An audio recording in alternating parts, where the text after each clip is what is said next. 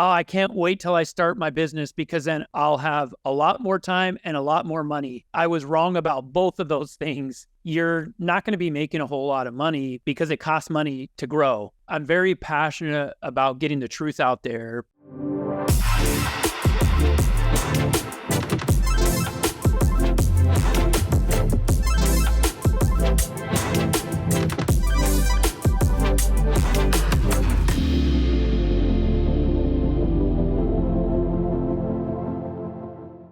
Welcome to the Digital Empowerment Podcast, and today I'm super excited to be talking to Allan. Allan, I'll hand over to you and let you introduce yourself. Tell us a little bit about yourself and your business. Yeah, so, about 10 years ago, I quit my job as an attorney and started a pest control company.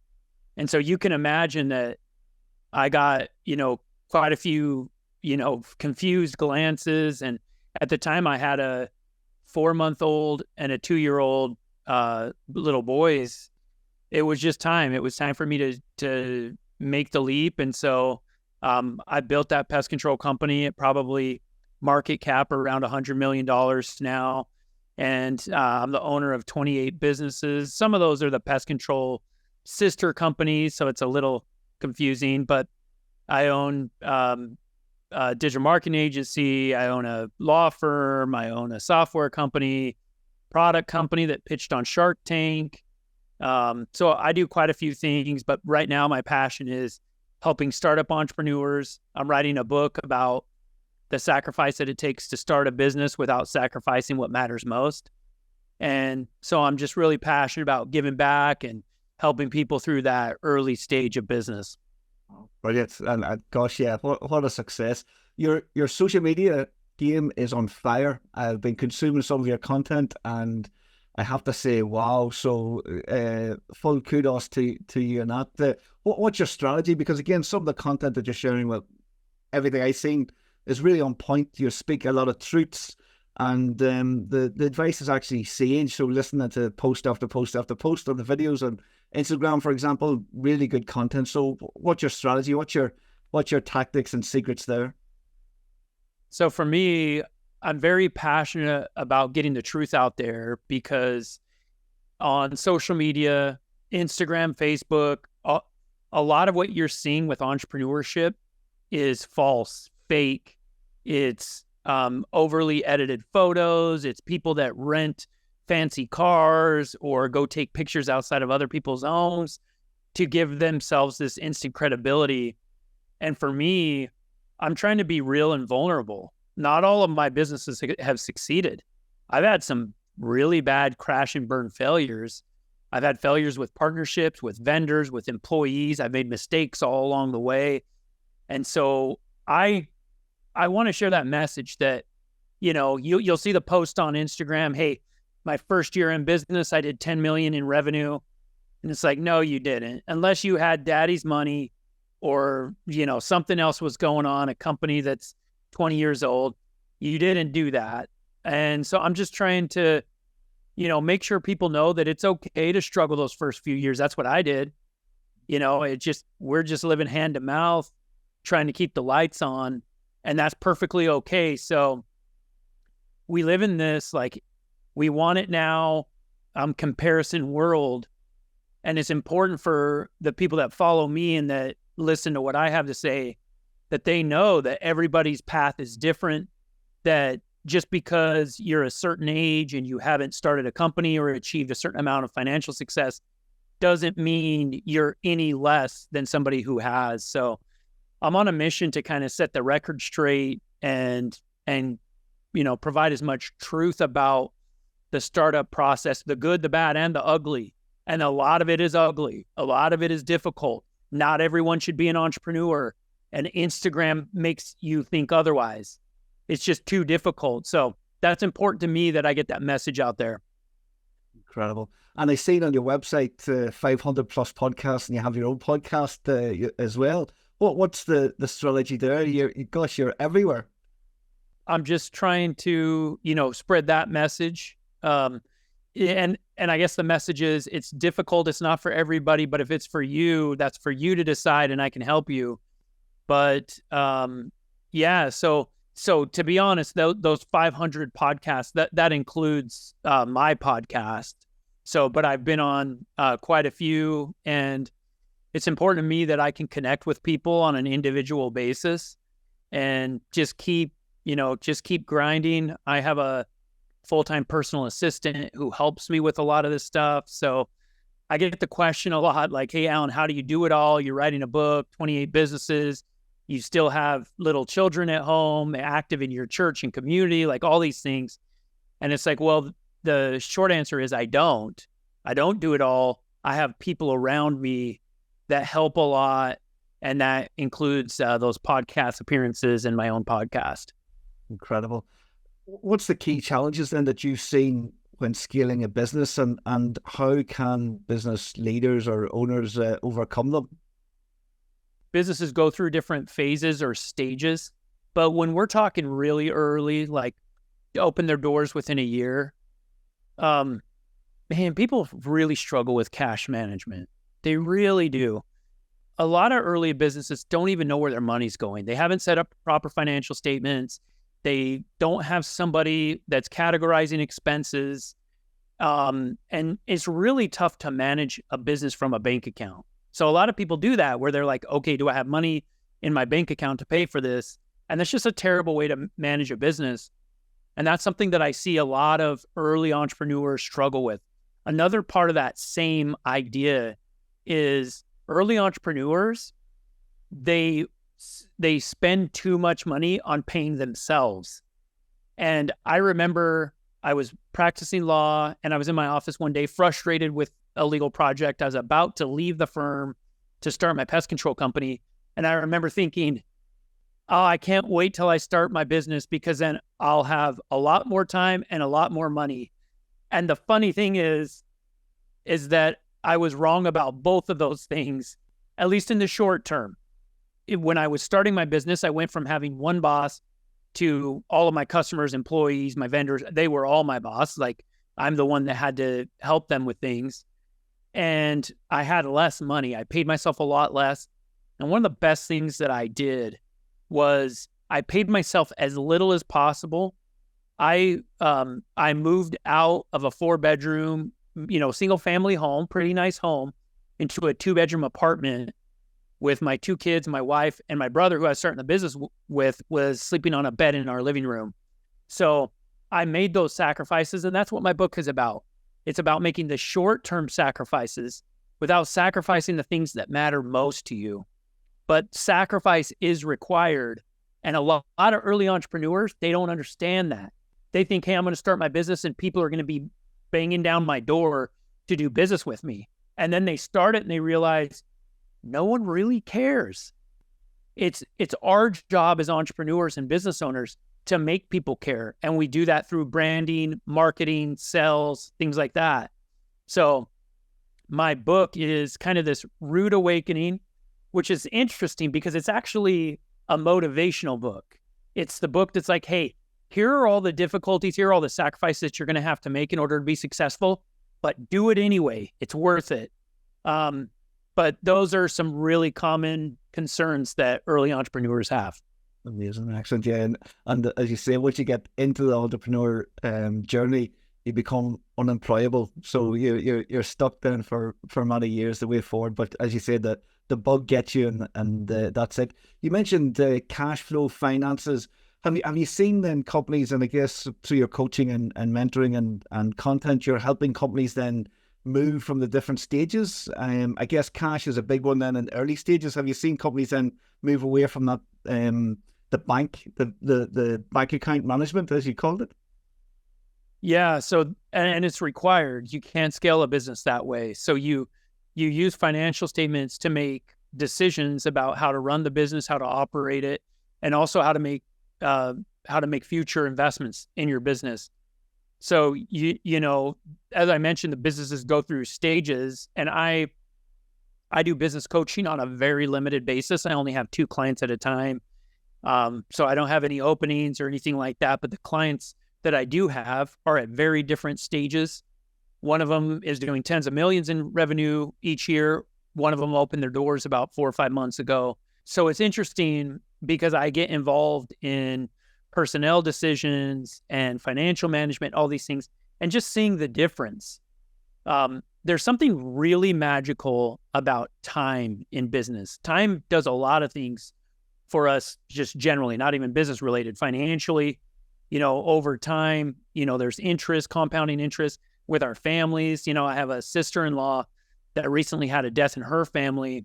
It's one of those things that nothing but time can help, right? There's nothing you can do. You just need time. And it's the same with a business. So that's what bothers me about social media is everyone has these huge expectations because of all the glamorize and the glitz that comes with social media.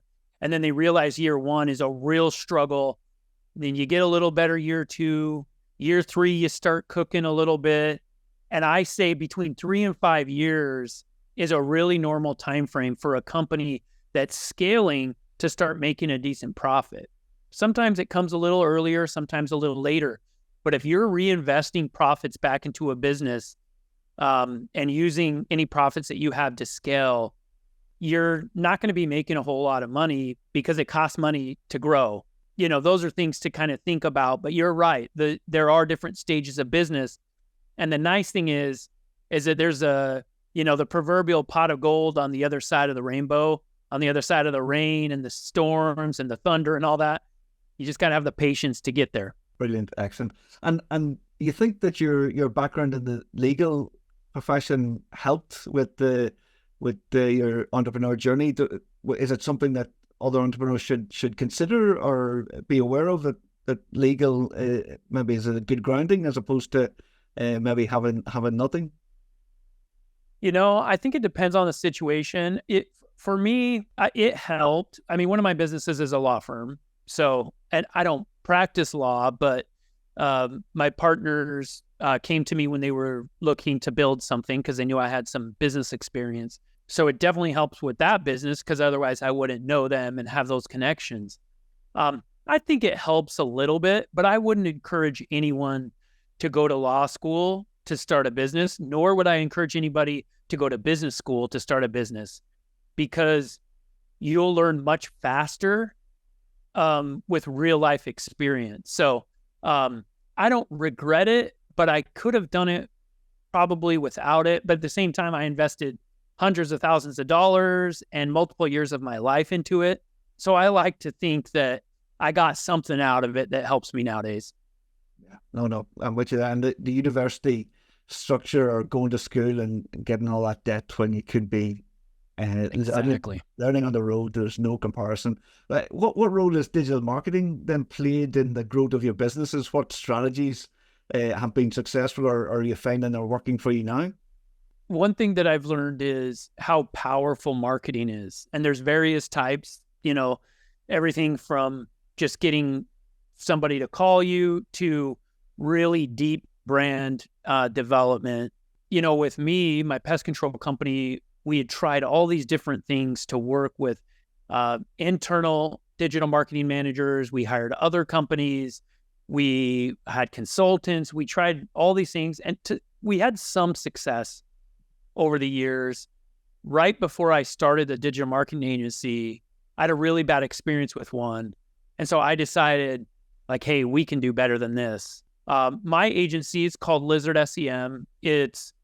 We focus mostly on the pest control and home service space. So we do all sorts of services, pay-per-click, social media management, website development. But our bread and butter is home services because that's the business that we understand.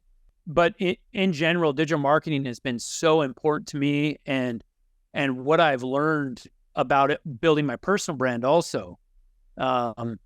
It's another thing about social media is you can see somebody that has hundreds of thousands of followers, but they don't have a community. And there's a big difference because their own followers aren't seeing their content. So what difference does it make? And so I've learned about that. And that's more brand related. So that when somebody sees your content, are they commenting on it? Are they sharing it? You can pay for ads. And I've grown a lot of companies doing that. But the real value comes in those long-term relationships, building a brand, and digital marketing is such a great tool to do that. Social media, while it has its flaws, it gives us this microphone that we wouldn't otherwise have. For example, I just completed a 3-day fast. So just about an hour ago, I broke it. I had a salad for lunch and I hadn't eaten for 3 days. All I do is drink water. And I shared that with my community through the process. And I have people asking me questions like, hey, what does it feel like? How do you get started? What was your first fast? Like all these things that are tangentially related to me being an entrepreneur, focused on, improving myself and things like that. And so my goal is to use digital marketing and social media to build that community, not just, with the flashy numbers that a lot of people have. And we see that a lot for sure. I'm absolutely dying to ask you, how do you manage so many companies and keep them all growing and operating effectively? So I have a lot of business partners, and that has helped. So I've gone one of two routes where I either had somebody that was in charge operationally that was an employee, or I would start a business with an operational partner. And the understanding is, hey, I've got a lot of irons in the fire. I'm not going to always be there.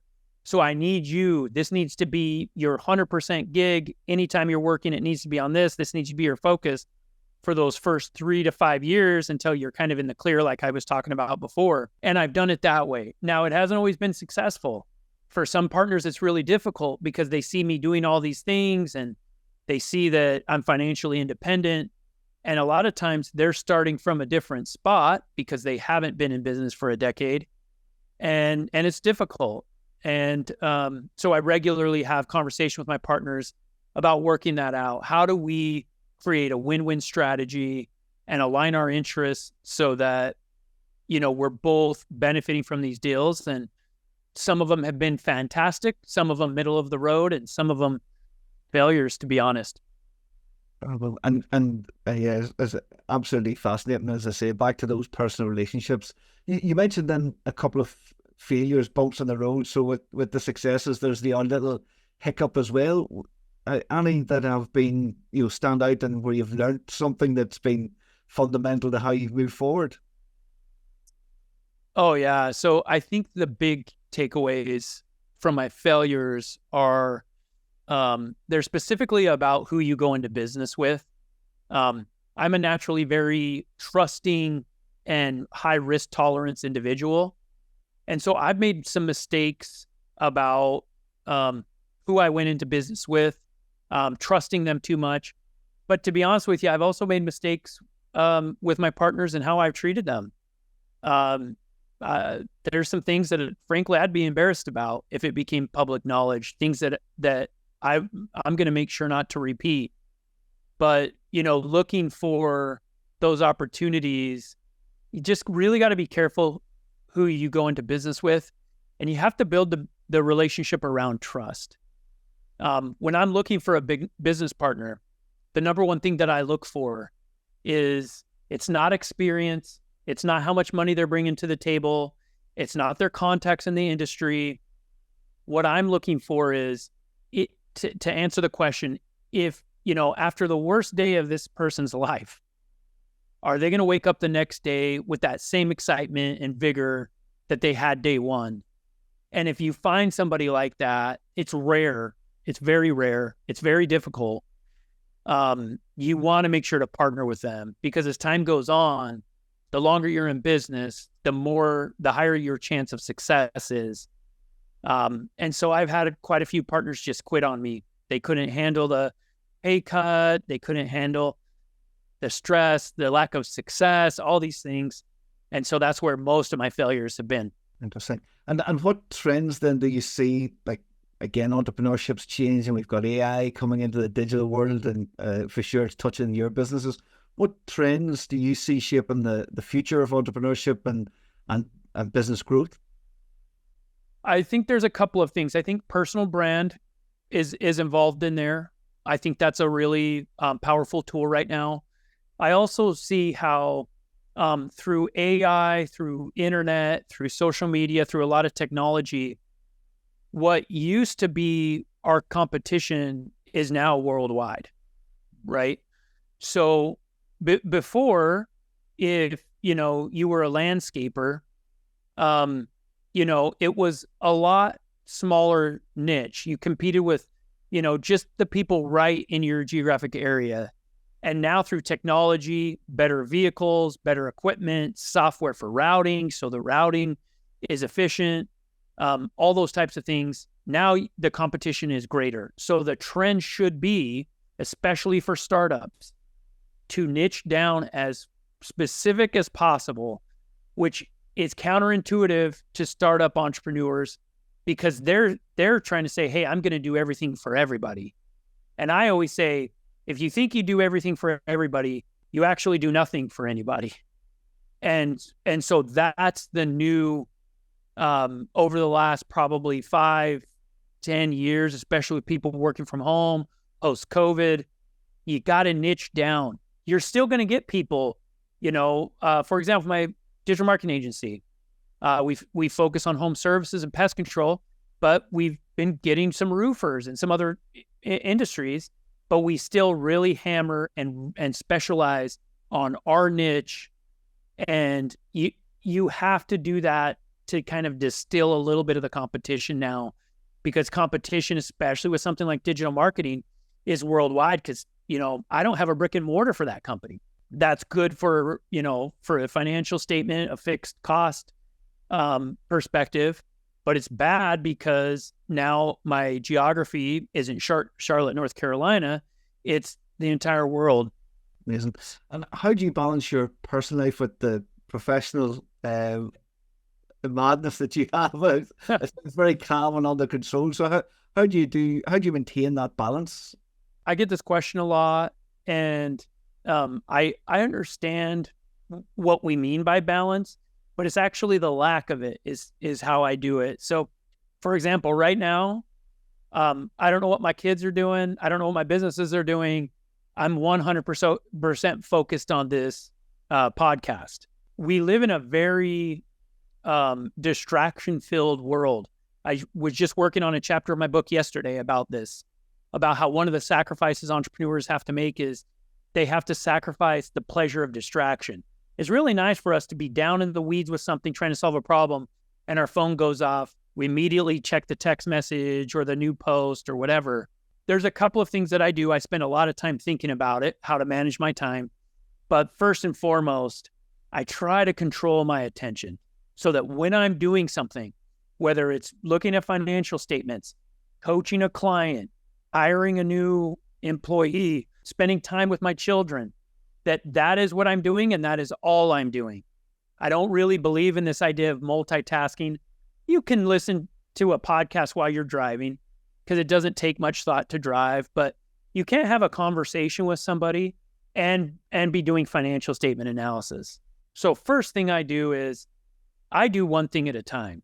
And I'm not perfect at this. I struggle just like everybody else. I have a cell phone in my pocket, and, that causes distractions. But something I'm working on is something that's required.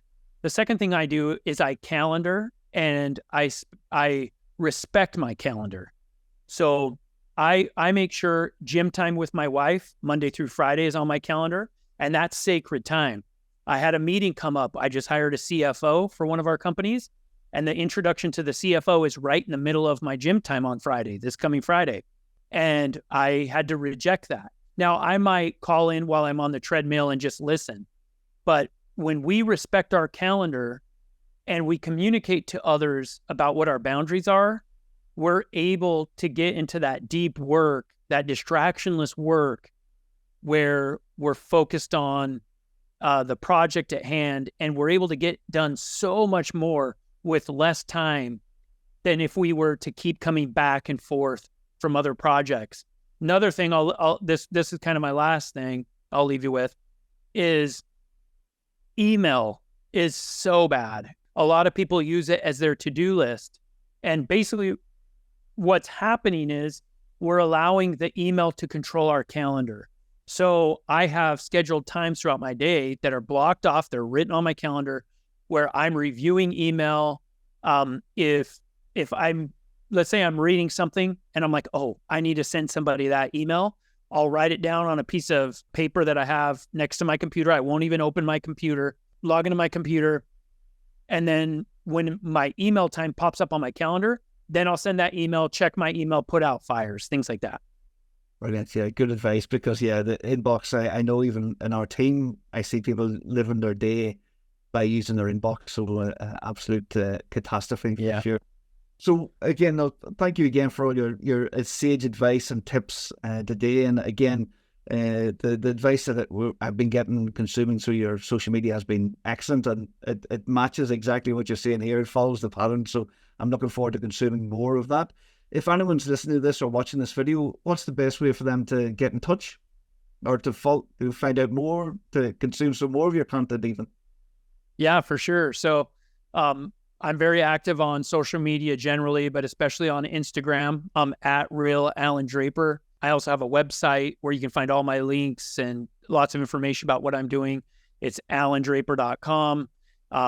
There's a link on there under the contact page where you can schedule a free 15-minute call with me. I don't have anything to sell you. My book won't be out for another 8 or 10 months. Then I'll have something to sell you. But that 15-minute call is just, I want to hear about your business. I want to hear about your hurdles. I want to hear about your concerns, goal setting, all these things, issues with partners. I carve out that time. It's limited. I only have 2 spots a week where I do that. But it's just in my effort to give back. And I love being in touch with entrepreneurs. Yes, I'm very generous, Alan. No, thank you again. We'll make sure we have all those links underneath the video. So thank you again for your time today. My pleasure.